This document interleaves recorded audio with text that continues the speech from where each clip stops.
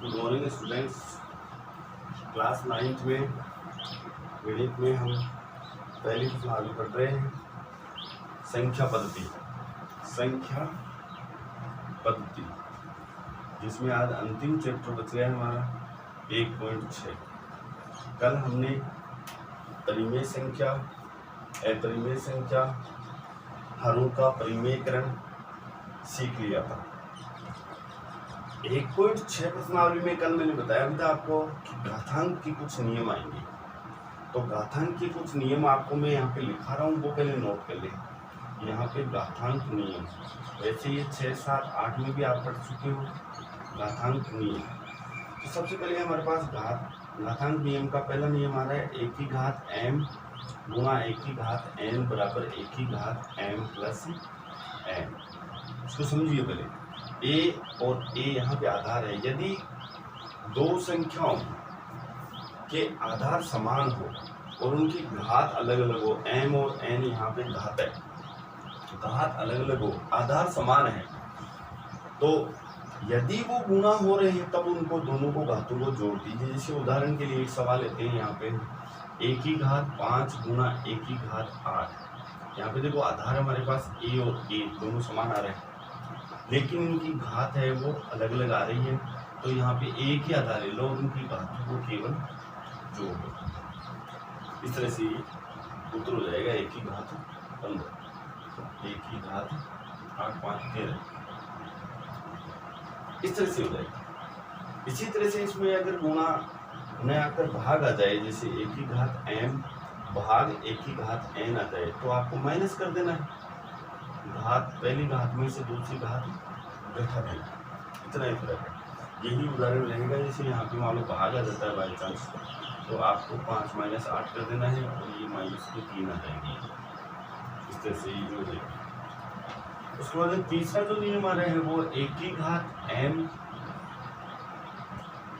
गुणा b की घात n। यहाँ पे देखिए अब b की घात n कर देते, सॉरी m। यहाँ पे आपको देखने को मिला है वो घात दोनों की समान है, लेकिन आधार चेंज हो चुका है। अगर घात समान हो तो फिर आपको ब्रैकेट लगाना है और घात एक ही लिखनी है। और वो अगर गुणा हो रहे तो गुणा करेंगे, भाग हो रहे तो भाग करें। तो जैसे a गुणा b है तो आप a b लिख दोगे, तो a b की होल घात m आ जाएगा यहाँ पे। इसी तरह से मान लो ये भाग में आ जाता है a की घात m भाग b की घात भी m, तब आप a बटा b कर दो और इसकी होल घात कितनी आ जाएगी m। इस तरह से ये हमारा चौथा नियम कंप्लीट होता है। पांचवा नियम हम देखते हैं। पांचवी नियम में हमारे पास आता है एक की घात 0। अगर आधार उसका कोई दिया हुआ है, उसके ऊपर घात यदि 0 आ जाती है तो उसका मान हमेशा 1 होगा। जैसे उदाहरण के लिए यहाँ पे जैसे 5 की घात 0 आ गया, उत्तर 1 आएगा। 10 की घात 0 आ गया, उत्तर 1 आ गया। 1/2 की घात 0 आ गया तो भी उत्तर 1 आएगा। महत्वपूर्ण है इसको याद रखना कि किसी भी आधार के ऊपर घात यदि 0 आ जाती है तो उसका मान हमारे पास 1 आएगा। उसके बाद छठा नियम है हमारे पास एक की घात m और होल घात इसके ऊपर n आ जाता है, दो घात आ जाती है। पहले एक की घात m है, एक ही आधार पर दो घात आ रही है, तब आप लोग इस ब्रैकेट को ओपन करोगे तो एक ही घात ही आधार लिखो और n गुणा n करवा दोगे, यानी घात से घात को गुणा करवा दोगे। इस तरह से ये हमारे पास 6 नियम हैं। आप लोग इस नियमों को अच्छी तरह से याद रखेंगे। चलिए अब हम लोग कोई सवाल लेते हैं। आपको नियम याद आएंगे, याद आपको कर लेना। पहले याद आएंगे तो आप नियम लगाओगे, अच्छे नंबर आते हैं। तो 1.6 प्रश्नावली में हमारे पास पहला सवाल देखो क्या है। 64 की घात 1/2 आ रहा है। 64 की घात 1/2 इस तरह से सवाल है। तो सबसे पहले आप लोग यहाँ 64 के अभाज्य गुणनखंड, इसको घातांक रूप में ले लोगे। आधार को घातांक रूप में इस तरह से लेना है। 2 का भाग देना 32 बार, 2 का भाग 16 बार, 2 का भाग 8 बार, 2 का भाग 4, 2 का भाग 2 बार, 2 का भाग 1 बार, इस तरह से आप ले लो। इसमें विशेष तौर से ये ध्यान रखें, इसको आप रफ कार्य में करोगे 2 की घात ये होगी 1 2 3 4 5 6, 2 की घात 6 होगी।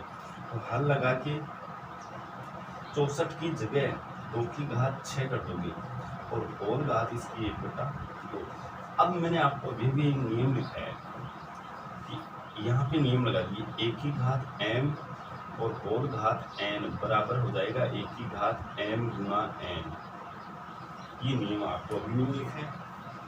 तो यहाँ पे ये हल करेंगे तो 2 की घात 6 था, इसको गुना 1/2 कर दो। आधार को आप ब्रैकेट में ले लो, 2 से ये कैंसिल हो गया और ये आ गया 2 की घात 3। 2 की घात 3 का उत्तर होगा हमारे पास 17। इस तरह से आप लोग इस पहले सवाल को कंप्लीट करोगे। जैसे इसके अंदर सेकंड सवाल है 32 की घात 1/5, ये आप खुद करोगे। इसके अंदर थर्ड सवाल है, ये मैं बता देता हूँ आपको। जैसे 125 की घात 1/3 है, तो यहाँ पे हल करेंगे हम इसको 125 के अभाज्य गुणन को बनाओगे तो 5 की घात 3 बन जाएगा ये, और होल घात 1/3 है। अब यहाँ पे वो सूत्र लगाओगे 1 की घात m होल घात n बराबर 1 की घात mn, इस तरह से। तो ये हो जाएगा हमारे पास 5 की घात 3 गुना 1/3, घात को घात से कैंसिल हो गया, 3 से 3 तो 5 की घात 1 आ गया। 5 की घात 1 का उत्तर होगा हमारे पास केवल 5। इस तरह से ये हमारे पास पहला सवाल कंप्लीट होता है। पहले में 3 थे, पहला सवाल में तो पहला, दूसरा और तीसरा तीनों उतार लीजिए। 2 मैंने बता दिए हैं, एक आप स्वयं करोगे।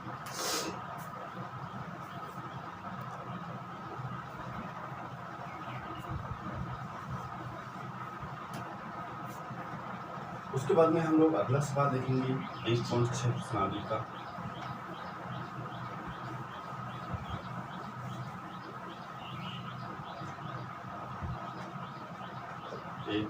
का दूसरा सवाल। दूसरा सवाल हमारे पास है ज्ञात कीजिए। ठीक इसी तरह से है, थोड़ा सा चेंज है। दूसरे सवाल में हमारे पास दिया है ज्ञात कीजिए। तो इसके अंदर देखो पहला सवाल दे रखा है 9 की घात 3/2, 9 की घात 3, वही प्रश्न है, वही सवाल है, वैसा का वैसा पहले की तरह हम लगाएंगे। 9 के आप अभाज्य गुणनखंड करोगे तो 3 की घात 2 जाएगा, इसके ऊपर होल घात 3/2। इसका नियम लगा दोगे 1 की घात m और होल घात n बराबर 1 की घात mn। यहाँ पे हम हल करेंगे तो 3 लिखो, आधार को ब्रैकेट में लो तो 2 गुना 3/2 कर दोगे, इससे ये कैंसिल हो जाएगा और 3 की घात 3 यानी कि इसका 27 उत्तर आएगा। 27, 3 की घात 3 यानी 3 गुना 3 गुना 3, 27 हो जाएगा। इसके बाद में इसमें दूसरा सवाल है, वो आप लोग खुद करेंगे। 32 की घात 2/5। तीसरा सवाल भी इसमें स्वयं कर लेंगे। 16 की घात 3/4। और यहाँ पे मैं इसमें चौथा सवाल आपको बता रहा हूँ 125 की घात माइनस में 1/3 आ रही है, ध्यान देना इधर। इसका चौथा सवाल मैं यहाँ पे बता रहा हूँ आपको। 125 की घात माइनस में 1/3। ध्यान से रखिए सवाल को कैसे करेंगे। तो सबसे पहले हल लगाइए, 125 के अभाज्य गुणनखंड करेंगे, 5 की घात 3 आएगा और होल घात माइनस की 1/3 आएगा। उसके बाद में वो नियम लगाएंगे, यही नियम यहाँ पे वो नियम आ जाएगा, ये पढ़ाई है ये इसमें। यहाँ पे हम हल करेंगे तो 5 की घात 3 लिखो और गुना 1/3 माइनस की है तो इसको भी ब्रैकेट में रखिए। माइनस को आप गुना में करते हो तो ब्रैकेट में अवश्य रखिए। उसके बाद में 3 से 3 कट गया और 5 की घात यहाँ पे माइनस का बना जाएगा। अब आपको घात है वो माइनस में नहीं देना है, माइनस की घात को धनात्मक में बदलने के लिए क्या करना है, जैसे यहाँ पे घात माइनस में आ जाती है, ये बात याद रखे हुए अच्छी तरह से सुने। यदि घात है वो माइनस में आ जाती है, उसको धनात्मक बनानी हो तो आधार को व्युत्क्रम में लिख दो। आधार को व्युत्क्रम में लिख दो, अपने आप वो घात है वो धनात्मक बन जाएगी, तो आधार का व्युत्क्रम करेंगे तो 1/5 हो जाएगी और इसके ऊपर घात लग जाएगी 1, यानी कि 1/5 आंसर हो गया। इस तरह से ये हमारा दूसरा सवाल कंप्लीट होता है। उसके बाद में इसमें तीसरा सवाल देखते हैं। तीसरा सवाल देखो,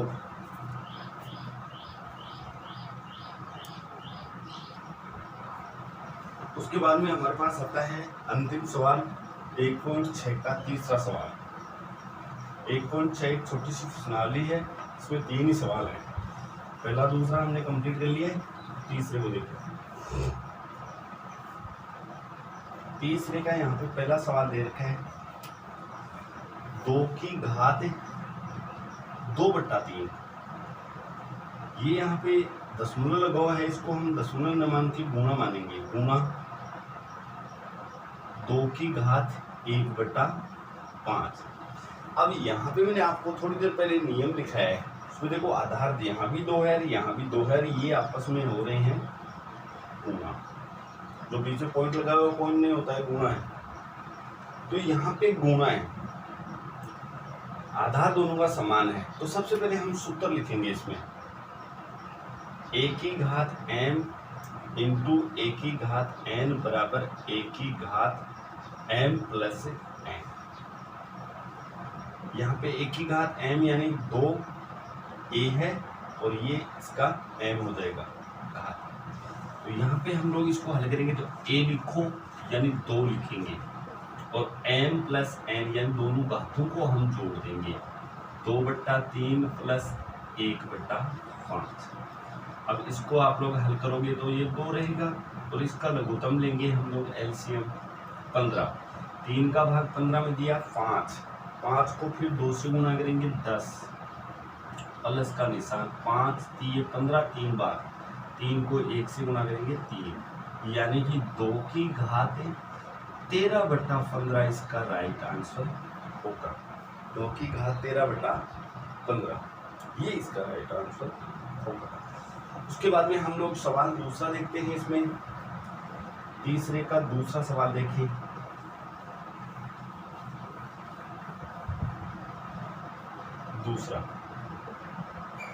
दूसरा सवाल है हमारे पास 1/3 की घात 3 का होल घात 7। ये भी नियम आपको मैंने लिखाया था, तो हल लगाइए और नियम 1 की घात m और होल घात n बराबर 1 की घात m n, यानी कि ये घात से घात गुणा हो जाएगा। तो देखिए अब इसको कैसे हल करते हैं। सबसे पहले यहाँ पे 3 की घात 3 है और ये होल घात ये 1 है, 1 के ऊपर घात 1 मानी जाएगी। ये 7 पूरे ब्रैकेट पे है घातांक पे, तो जैसे हम ब्रैकेट खोलेंगे तो ये 7 दोनों संख्याओं पर यानी अंश वाली संख्या पर भी और हर वाली संख्या पर भी गुणा हो जाएगी घात। पहले वाली घात से, पहले वाली घात इसमें 1 है, तो यहाँ पे हम लिखेंगे 1 की घात, तो ये तो 7 बन जाएगा 1 गुणा 7, और ये 3 की घात 3 गुणा 7 बन जाएगा और इसका उत्तर होगा हमारे पास 1 की घात 1 ही रहेगा, 3 की घात 21 हो जाएगा। 3 की घात 1/3 की घात 21 हो जाएगा।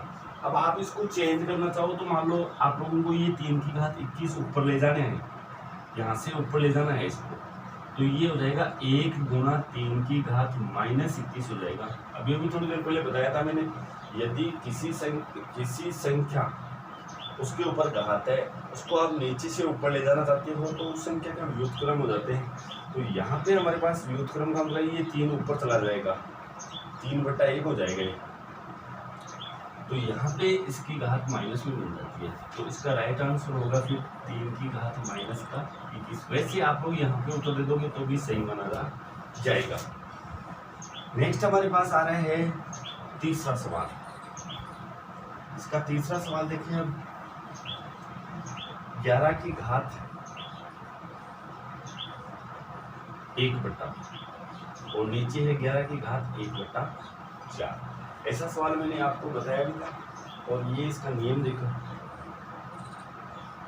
1 की घात m भाग ए की घात एन बराबर होता है ए की घात एम माइनस एन गठन। यहाँ दोनों आधार देखो समान है, भाग का चिन्ह ये भाग का निशान लगा हुआ है ना, भाग हो रहा है बट्टा हुआ है, तो यहाँ पे लिखेंगे हम 11 लिख लो और इसकी होल घात यहाँ पे 1/2 माइनस 1/4 हो जाएगा। अब आप इसको लघुत्तम में लेके हल करें तो ये 11 है, इसका लघुत्तम लेंगे 4 आएगा, 2 दूनी 4 2 आया, 2 को 1 से गुणा किया 2 माइनस 4 एकम 4 1 आया, 1 को 1 से गुणा किया 1, और ये आएगा 11 की घात 1/4। ये इस तरह से इसका उत्तर होगा। उसके बाद अंतिम सवाल जो हमारे बचा है उसको देखिए, जल्दी से इसको उतार लें।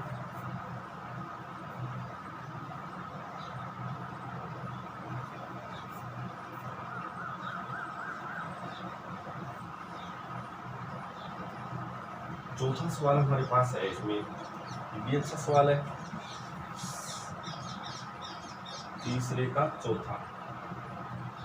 7 की घात 1/2 गुणा 8 की घात 1/2, ये भी नियम आपको लिखा दिया है।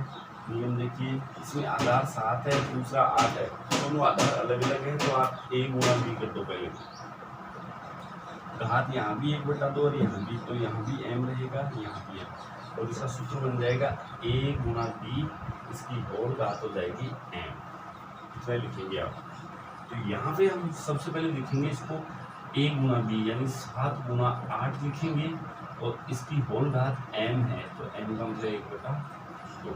7 और 8 को आप गुणा करेंगे 56 आएगा, और 56 के ऊपर पावर लगाएंगे 1/2। इस तरह से ये हमारी प्रश्नावली 1.6 यहाँ गाथांक नियम की कंप्लीट होती है। इसके बाद में नया चैप्टर हम कल पढ़ेंगे बहुपद। तो ये जो 1.6 प्रश्नावली तक आप लोग सवाल अपने फेर नोटबुक में अच्छी तरह से सुंदर सुंदर राइटिंग में करें।